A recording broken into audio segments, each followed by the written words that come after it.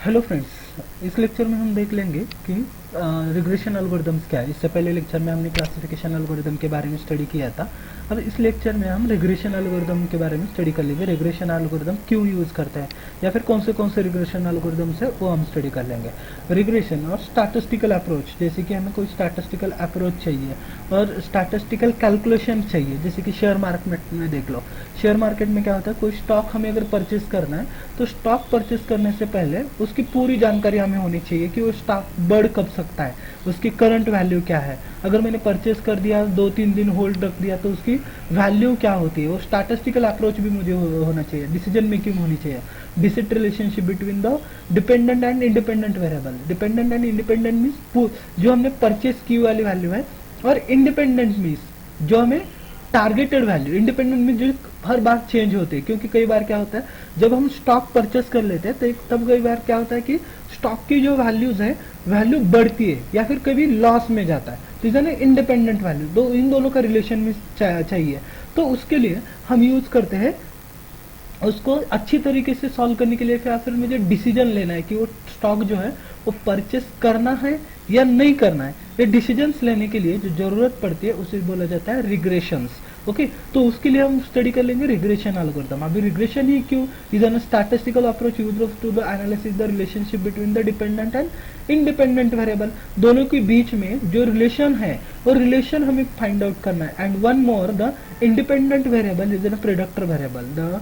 The objective is to determine the most suitable function, that is the characterization connection between the variables। आपके जो भी variables है उन दो वेरिएबल के अंदर का जो भी कनेक्शन है, कनेक्शन चूज करने के लिए भी हम उसका यूज कर लेते हैं। Okay, regression is an machine learning. Regression ये जो है मशीन लर्निंग का पार्ट है। Regression is an supervised machine learning techniques used to the predict the value of the dependent variable. आपको वैल्यू प्रिडिक्ट करने है, किसके ऊपर? डिपेंडेंट वेरिएबल के ऊपर आपको वैल्यूज प्रिडिक्ट करनी है, तो उसके लिए हम यूज करते हैं डिपेंडेंट वेरिएबल का। For new unseen data it is an model to the relationship between the input features and the target variable. जो आपका इनपुट फीचर्स है और जो टारगेट वेरिएबल है उसके ऊपर देखा जाता है। अलाउिंग फॉर द एस्टिमेशन और the prediction of the numerical value, जो कि आपके प्रिडिक्शन है उसके ऊपर दिया जाता है। जैसे कि regression analysis problem work with the if output variable is N real और द कंटिन्यूस। आपका जो वेरिएबल है वो रियल है या फिर कंटिन्यूसली चेंजेस हो जाता है। जैसे कि मैंने अभी एग्जांपल बताया स्टॉक मार्केट। स्टॉक मार्केट में क्या होता है, हर बार स्टॉक जो है अप एंड डाउन होता है, ऊपर नीचे होते रहते हैं, क्योंकि वो कंटिन्यूसली चेंजेबल है रियल वेरिएबल से। The value such as salaries है, वेटेज है, वो कंटिन्यूसली क्या होते हैं, चेंजेस हो जाते हैं। Many different model can be used. The simplest is the linear regression. और सिंपलेस्ट क्या है, इसको यूज करने के लिए लीनियर रिग्रेशन हम यूज करने वाले हैं। ओके, तो रिग्रेशन के अंदर कौन से या फिर उसकी टर्मिनोलॉजीज क्या है? Terminology related to the regression analysis in the machine learning. पहली है रिस्पॉन्स वेरिएबल कौन सा है, प्रिडिक्टर वेरिएबल कौन सा है आपका, आउटलेयर्स क्या है, मल्टी कोलोरेंटर क्या है, और आउट डिफरेटिंग द और and overfitting, underfitting and over डिफरेटिंग, ये क्या है वो भी हम देख लेंगे। तो उसके लिए पहला है response variable. Response variable is an primary factor to prediction. आपको प्रिडिक्ट करने के लिए इज एन प्राइमरी फैक्टर, या फिर उसको बोल सकते हैं understanding the regression. In regression आपको रिग्रेशन को समझ लेना है, तो उसके लिए यूज किया जाता है अंडरस्टैंडिंग प्रिडिक्शन। रिस्पॉन्स वेरिएबल कौन सा है, मीन्स इसको रिस्पॉन्स वेरिएबल को ही बोल सकते हैं डिपेंडेंट वेरिएबल और टारगेट वेरिएबल। टारगेट मुझे पता है कहां तक जाना है, वो टारगेट पता है। जैसे कि फॉर एग्जांपल ले लो, क्रिकेट के मैच है। क्रिकेट के मैच में अगर अपोनेंट टीम ने, जो हमारी अपोनेंट टीम है, उस अपोनेंट टीम ने स्कोर बनाया है, तो उस स्कोर के ऊपर मुझे क्या करना है, स्कोर को चेस करना है। तो चेस करने के लिए मुझे टारगेट पता है कि इतना टारगेट निकालना है, इसको रिस्पॉन्स वेरिएबल। जो टारगेट मिला है वो क्या है आपका response variable. Product variable means product किस तरीके से करना है, factor influencing the response variable. Factor क्या है उसके इन्फ्लुएंस करने के लिए, जैसे कि 200 प्लस का स्कोर मुझे चेस करना है, सपोज 215 का, 215 का स्कोर चेस करना है, तो मेरा टारगेट क्या होगा, या फिर 220 का मुझे चेस करना है। तो मुझे पता है कि इन्फ्लुएंस प्रोडक्ट वेरिएबल क्या होना चाहिए, used to the predicted the value called as an independent variable. Independent variable क्या होना चाहिए, क्योंकि हर बार ऐसा पता है मुझे, ये नहीं है कि हर ओवर में 20 रन निकलेंगे, या फिर हर ओवर में मुझे 10-11 रन निकलेंगे, ऐसा नहीं है। कुछ ओवर कम भी आते हैं, कुछ ओवर ज्यादा भी निकल जाते हैं, ना इंडिपेंडेंट, पता नहीं है कितने रन निकलेंगे, तो इसको कहते हैं independent variable. Outlier, observation of the significantly low और the high values compare to the other potentially impacting result. आपका जो भी वैल्यूज है उसको ऑब्जर्वेशन करना है, रिजल्ट क्या आता है। जैसे कि फर्स्ट टाइम आप अगर बैटिंग कर रहे हैं, फर्स्ट बैटिंग है, तो फर्स्ट बैटिंग के अंदर क्या होता है, आपका जो भी एवरेज है उसको एवरेज किया जाता है, ऑब्जर्वेशन किया जाता है कि आपका टारगेट क्या हो सकता है, या फिर आपका टारगेट कितना आएगा। Is an outlier. mid quality is an high correlation among the independent variable which can be completed the ranking of the influence variable। आपका जो भी influence variable उसके ranking क्या है, उसके लिए मल्टी कोलिनियरिटी यूज किए जाती है। Multi collinearity. ओवरफिटिंग और अंडरफिटिंग क्या होती है? ओवरफिटिंग मीन्स उस जो भी इवेंट हम कर रहे हैं उसको ऑकर बार बार होना है। Overfitting occurs when the algorithm perform well on the training but the poorly on the testing. Overfitting क्या होती है? जब आपकी एल्गोरिथम्स रन कर रहे हैं, ट्रेनिंग हो रही है, वो बार बार स्टेप्स एग्जीक्यूट किए जाते हैं, बार बार स्टेप्स वर्क होते हैं, लेकिन अगर उसी ऊपर हम टेस्टिंग करोगे तो टेस्टिंग के ऊपर वो बार बार वर्किंग नहीं होती, पुअर परफॉर्मेंस है, क्योंकि ओवरफिटिंग वर्क नहीं होती जब टेस्टिंग किए जाती है, क्योंकि उसको रिमूव किया जाता है। लेकिन अंडर फिटिंग वर्क होती है, अंडर फिटिंग को हम वर्क कर सकते हैं। ओके, तो रीजन है टर्मिनोलॉजी ऑफ द रिग्रेशन। अब इसके टाइप कितने कितने, कौन से टाइप का रिग्रेशन है? सिंपल रिग्रेशन है, मल्टी रिग्रेशन है और नॉन लीनियर रिग्रेशन है। ओके, तो ये तीन टाइप के रिग्रेशन है। पहला है simple regression, used to predict the continuous dependent variable. आपका जो भी कंटिन्यूअस डिपेंडेंट वेरिएबल है based on the single independent variable, आपका जो भी बेस्ड सिंगल इंडिपेंडेंट वेरिएबल है उसके ऊपर वर्क करेगा। Simple linear regression should be used when there is only a single independent variable, single independent variable के ऊपर वर्क करेगा। लेकिन मल्टीपल के अंदर क्या होगा? मल्टीपल इंडिपेंडेंस वेरिएबल है। जैसे कि क्रिकेट के मैच में देख लो, रन का स्कोर कैसा है वो भी देखा जाता है, इज एन इंडिपेंडेंट ओवर, पर ओवर कितना रन रेट चल रहा है वो भी है। रिक्वायर रन रेट क्या है वो भी उसका इंडिपेंडेंट वेरिएबल है। एक्चुअल क्या चल रहा है वो भी अलग अलग का है, मीन्स टारगेट अलग है, एक्चुअल क्या है, रिक्वायर्ड क्या है, ये तीनों अलग अलग multiple regression point mean independent points अलग अलग मिलते हैं। जैसे ही हमारा एक्चुअल रन रेट बढ़ गया, रिक्वायर रन रेट कम हो जाता है, रिक्वायर रन रेट बढ़ गया, एक्चुअल रन रेट क्या होता है?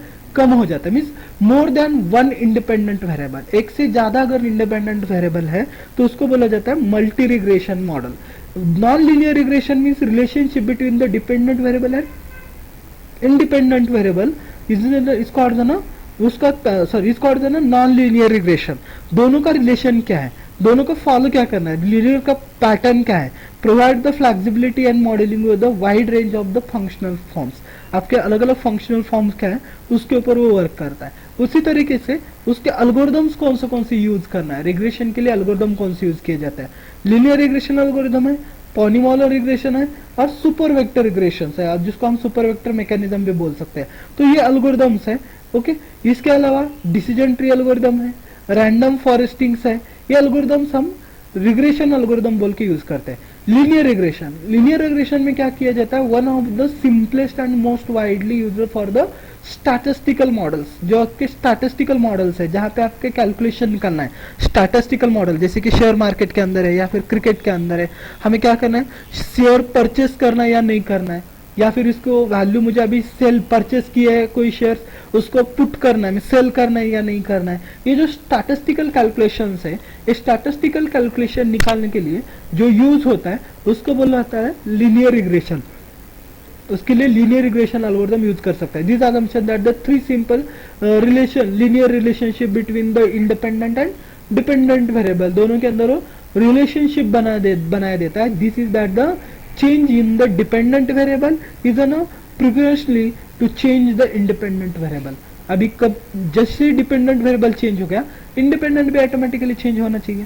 तो इज ना लीनियर रिग्रेशन, अब होता भी है। Polynomial regression is used for the model for the non linear relationship. Between the dependent variable and independent variable, दोनों के अंदर नॉन लीनियर रिलेशनशिप है. Non linear relationship means it add the polynomial terms like a linear regression model you know capture the more complex relationship. अगर उसके अंदर more complex relationships है तो वो पॉलीमॉडल रिग्रेशन हो जाएगा. नॉन लीनियर रिग्रेशन है तो उसके लिए आप एल्गोरिथम यूज कर सकते हो पॉलीमॉडल रिग्रेशन का. Okay, super vector regression. Super vector regression किसके लिए? Use the type of regression algorithm that is based on the support vector mechanism. Support vector mechanism के ऊपर वो बेस्ड है. अब इसके अंदर क्या होता है, number of terms means number of attempts आप क्या कर रहे हो और उसमें से आपको रिवॉर्ड्स कितने मिल रहे हैं. एक टर्म्स है, एक प्लान है, उस प्लान को आप कितनी देर से एग्जीक्यूट कर रहे हो या फिर किस तरीके से एग्जीक्यूट कर रहे हो और उससे आपको रिवॉर्ड्स क्या मिल रहे हैं, रिवॉर्ड्स कितने मिल रहे हैं, वो होता है आपका सुपर वेक्टर मैकेनिज्म. इसके जरिए हम रिग्रेशन एल्गोरिथम जो है, रिग्रेशन एल्गोरिथम भी हम इसके जरिए एग्जीक्यूट कर सकते हैं. ओके, नेक्स्ट है decision tree. is an used for the is a type of the regression algorithm that build a decision tree to predict the target value. आपके टारगेट वैल्यू क्या है, उस टारगेट वैल्यू को predict करने के लिए decision tree की जरूरत पड़ती है. Decision tree like a structure that the consist of the nodes and branches. उसके नोड्स हो गए, ब्रांचेस ट्रू और फॉल्स के साथ चलेगा. अगर ट्रू है तो उसकी सब ब्रांच क्या है, फॉल्स है तो वहां पे वो क्या हो जाएगा, स्टॉप किया जाएगा. तो इसके हिसाब से आपका डिसीजन ट्री वर्क होता है. मींस अगर एक्यूरेसी चाहिए तो एक्यूरेसी के लिए हम डिसीजन ट्री यूज कर सकते हैं या फिर रैंडम फॉरेस्ट रिग्रेशन यूज कर सकते हैं. एक्यूरेसी के लिए रैंडम फॉरेस्ट रिग्रेशन भी सेम इसी तरीके से वर्क होता है. Assembling the method of the combining the multiple decision tree to predict the target variable. Multiple decision tree को हमें कंबाइन करना है. कंबाइन करके टारगेट वेरिएबल जो है उस टारगेट को हमें आपको टारगेट की एक्यूरेसी जो है वो करेक्ट एक्यूरेसी अगर चाहिए तो यूज कर लो रैंडम फॉरेस्टिंग रिग्रेशन. तो ये एल्गोरिथम्स है जो कि हम रिग्रेशन एल्गोरिथम बोल के यूज करते हैं. ओके, तो हाउ टू यूज, क्यों या फिर कैसे चूज करना है. अभी पता चला कि 4-5 एल्गोरिथम्स है जो कि हम रिग्रेशन एल्गोरिथम बोल के यूज करते हैं. लेकिन अभी कंफ्यूजन ये है कि कौन सा एल्गोरिथम लेना है या फिर किसके बेसिस पे वो एल्गोरिथम सेलेक्ट कर ले. पहला है नेचर ऑफ द डेटा. उसके 4 स्टेजेस है कैसे सेलेक्ट करना है. तो पहली स्टेज है उसके nature of the data. Data का नेचर क्या है, analysis the data set, size क्या है, नॉइज कितना है, लाइब्रेरी लिनियरिटी क्या है उसकी, उसके बेसिस पे साइज के हिसाब से या फिर डेटाबेस की लिनियरिटी क्या है उसके हिसाब से सेलेक्ट कर सकते हो. ओके, सेकंड है features of the relationship. Relationship का फीचर क्या है, test linear versus non linear model है, लीनियर मॉडल है या फिर नॉन लीनियर मॉडल है. थर्ड यूज कर सकते हैं मॉडल कॉम्प्लेक्सिटी कितनी है. अगर मॉडल कॉम्प्लेक्सिटी है तो नॉन लीनियर ही हमें यूज करना पड़ेगा. अगर कॉम्प्लेक्सिटी नहीं है, सिंपलेस्ट मॉडल है तो लीनियर रिग्रेशन का यूज कर लो. लीनियर रिग्रेशन को यूज करके हम मॉडल कॉम्प्लेक्सिटी के ऊपर भी डिपेंड रहेगा. परफॉर्मेंस मैट्रिक्स, परफॉर्मेंस मैट्रिक्स उसका क्या है उसके ऊपर भी देख सकते हो. Use the evaluation matrix like RMSE, sigmoid है, या अलग अलग फंक्शंस यूज करके आप उसको यूज कर सकते हैं. परफॉर्मेंस मैट्रिक, तो इसके हिसाब से हम उसको चूज कर सकते हैं कौन सा एल्गोरिथम मुझे क्या करना है, चूज करना है. अब इसके कैरेक्टरिस्टिक्स क्या है, रिग्रेशन के characteristics.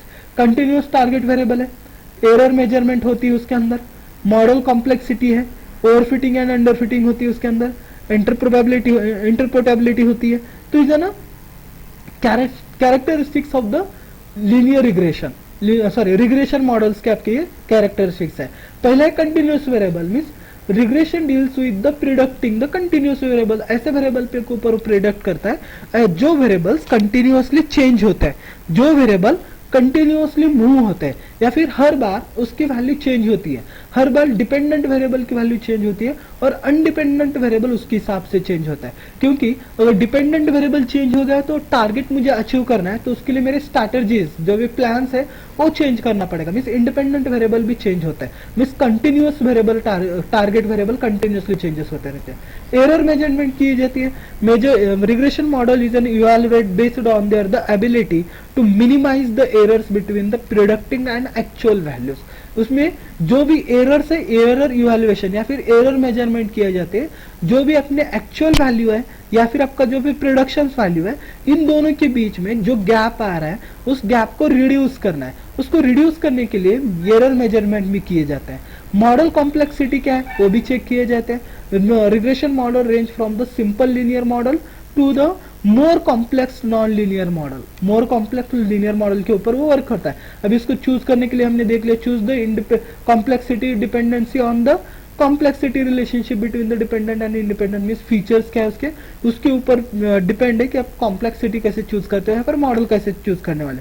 Overfitting and underfitting, regression models are the sophisticated to the overfitting and underfitting. वो सोफिस्टिकेटेड है, ओवरफिटिंग हो रही है तो ट्रेनिंग के साथ ओवरफिटिंग होती है, लेकिन अंडरफिटिंग टेस्टिंग के लिए जाएगा डेटा तो टेस्टिंग के लिए अंडरफिटिंग नहीं होती, ओवरफिटिंग नहीं होती, अंडरफिटिंग के अंदर ही होता है। Interpretability, interpretability is of the regression model various dependent on the algorithm used. Depend किसके ऊपर है, depending on the algorithm used, means model कौन सा यूज कर रहे हो, एल्गोरिथम कौन सा यूज कर रहे हो, लिनियर रिग्रेशन यूज कर रहे हो या फिर decision tree, random foresting use कर रहे हो या फिर कौन सा मॉडल यूज कर रहे हो, उसके ऊपर डिपेंडेंट है आपकी इंटरप्रेटेबिलिटी क्या है। ओके, तो इधर ना characteristics of the regression model, तो उसका एक एग्जांपल समझ लेते हैं, एग्जांपल के जरिए उसको समझ लेते हैं। एक प्रोग्राम करते हैं उसके लिए नमपाई लिया मैंने, नमपाई मैटप्लॉट ली क्योंकि मुझे यहाँ पे ग्राफ ड्रॉ करना है, एसक्यूएल मॉडल वहां पे सिलेक्शन किया, ट्रेनिंग टेस्टिंग डेटा लिया, उसके ऊपर बाद में एसक्यूएल लीनियर मॉडल, कौन सा मॉडल चूज किया यहाँ पे, लीनियर रिग्रेशन, क्योंकि डेटा डिपेंडेंसी के ऊपर करना है तो उसके लिए मैंने लीनियर रिग्रेशन किया, डेटा डिपेंडेंसी के लिए ना कॉम्प्लेक्स डेटा नहीं है तो लीनियर रिग्रेशन मैंने चूज कर लिया। मैट्रिक्स, उसका मैट्रिक्स ड्रॉ करने के लिए मैट्रिक्स, अभी एक्स सीजन है इंडिपेंडेंट वेरिएबल, एक्स एक्सिस जो है आपका इंडिपेंडेंट है और वाई जो है इज एन डिपेंडेंट, उसको बोला जाता है आउटपुट। जैसे कि उसका एरे ले लिया 1 2 3 4 5 6 7 8 9 10 इज एन इंडिपेंडेंट, और डिपेंडेंट क्या है, टारगेट क्या है 1.5 2.7 3.8, ये क्या आपके डिपेंडेंट वेरिएबल्स है। अभी इसको मुझे क्या करना है, split data training and testing, जो ओवरफिटिंग हो रही है वो निकालना है ट्रेनिंग एंड टेस्टिंग के लिए, तो फंक्शन लिखूंगा x underscore training comma x underscore test comma y underscore training comma y underscore testing is equal to training underscore testing underscore split, जो हमने यहाँ पे कैप्चर इंपोर्ट करके लिया है। ओके, उसके लिए कौन सी वैल्यू देनी है, एक्स और वाई की वैल्यू हमें क्या करना है, उसको ट्रेनिंग के लिए टेस्टिंग के लिए देनी है x and y. Testing size कितनी है 0.2, जो अभी हमने यहाँ पे बोला था। मॉडल कैसे सेलेक्ट करोगे, तो मॉडल सेलेक्ट करने के लिए nature of the data, means data की जो भी साइज है उसके ऊपर, तो मैंने यहाँ पे साइज दी है 0.2 की। रैंडम स्टेट कितनी है, 0 रैंडम स्टेट है। अभी ये ट्रेनिंग हो गई, ट्रेनिंग मॉडल कर लो, मॉडल को किसके अंदर ट्रेनिंग कर रहे हैं, तो मॉडल मैंने सेलेक्ट कर दिया है लीनियर रिग्रेशन, यहाँ पे देख लो लीनियर रिग्रेशन मॉडल मैंने यहाँ पे लिया है, उसको फिट कर दिया ट्रेनिंग के अंदर। अब इसको क्या करना है, प्रिडिक्शंस देने, तो प्रिडिक्शन मॉडल यूज कर दिया y underscore predict is equal to model dot predict, किसके ऊपर, टेस्टिंग इंडिपेंडेंट वेरिएबल के ऊपर मुझे क्या करना है, प्रिडिक्ट करना है, क्योंकि डिपेंडेंट इज एन टारगेट है, तो टारगेट तो पता है लेकिन इंडिपेंडेंट वेरिएबल किस तरीके से वर्क कर रहा है उसके ऊपर मुझे क्या करना है, प्रिडिक्शंस देने। तो उसके लिए मैंने वाई टेस्ट एक्स टेस्ट है, टेस्ट के अंदर मैंने प्रिडिक्शन दिए, तो वहां पे प्रिडिक्शन क्या क्या होना चाहिए, कंफ्यूजन मैट्रिक्स कितना है, means slope of the line, slope कितना है वो चाहिए, इंटरसेप्ट मींस कनेक्ट कहाँ पे हो रहा है वो भी चाहिए, मीन स्क्वेयर्ड एरर क्या है वो भी चाहिए, मींस एरर मेजरमेंट हमारी वहां पे होती है, और स्क्वेयर्ड एरर क्या है वो भी मुझे चाहिए, वो भी निकाल लिया। उसके बाद मुझे उसका क्या चाहिए, उसको प्रिंट भी करना है, मींस उसका ग्राफ भी निकालना है। तो ग्राफ निकालने के लिए sector underscore x underscore text x underscore y, y उसका कलर, टेस्टिंग के लिए कलर कौन सा हमारा रेड है, लेबल एक्चुअल, लेबल किस है, एक्चुअल वैल्यूज है। उसके बाद दूसरा प्लॉट निकाल दिया, प्लॉट के ऊपर कलर ब्लू कलर के अंदर लाइन उसके ऊपर ड्रॉ हो रही है, रिग्रेशन लाइन बोलता है उसको।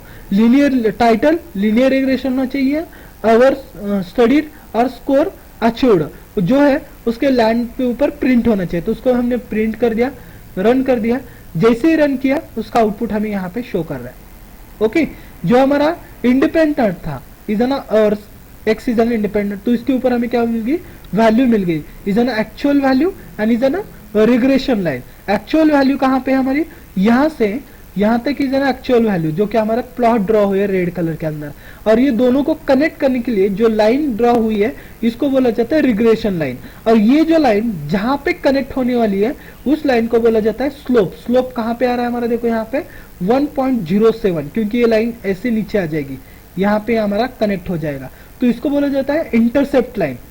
सॉरी, इंटरसेप्ट लाइन हमारी 0.47 है, 0.47 को क्या करेगा वो कनेक्ट हो जाएगा, तो इज ना इंटरसेप्ट लाइन। स्लोप कितना है? स्लोप मीन्स जो हमारा यहां से लेकर, जो मैंने यहां से ड्रॉ कर दिया और यहां पे मैंने कनेक्ट कर दिया, तो ये जो स्लोप है वो स्लोप कितना है? 1.07 का मेरा स्लोप है। मीन्स लाइन जो ड्रॉ हो रही है उसका स्लोप जो है 1.07 का उसका स्लोप है। कहां से निकाल सकते हो? यहां से निकाल सकते हो आप, या फिर यहां से निकाल सकते हो। यहां से इसको कनेक्ट करो, जहां पे कनेक्ट हो जाएगा वो आपका स्लोप रहेगा। स्लोप निकल गया आपका 1.0। एरर, मीन स्क्वायर्ड एरर कितना है? दोनों के बीच में गैप कितना है? 0.01 इधर ना गैप है, उसका स्क्वायर करो तो ये एरर आपको मिल गया 0.99।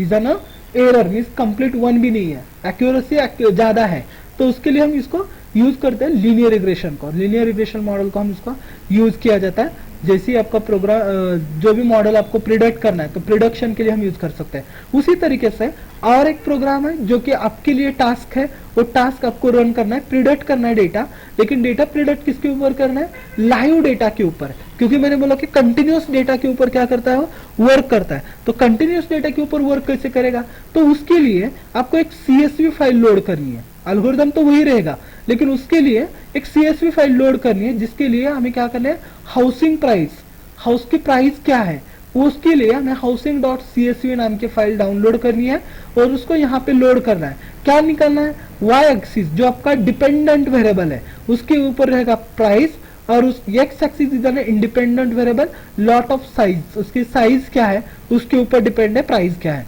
Okay, dependent. तो x वैल्यू दे दी यहाँ पे, x value dot are shaped, length क्या है, और y वैल्यू स्प्लिट, ट्रेनिंग कर दी, ट्रेनिंग डेटा लिया, x की है 250 की, x 250 ट्रेन कर दिया, उसके बाद y को भी ट्रेन कर दिया 250 के साथ, 250 के साथ ट्रेन कर दिया।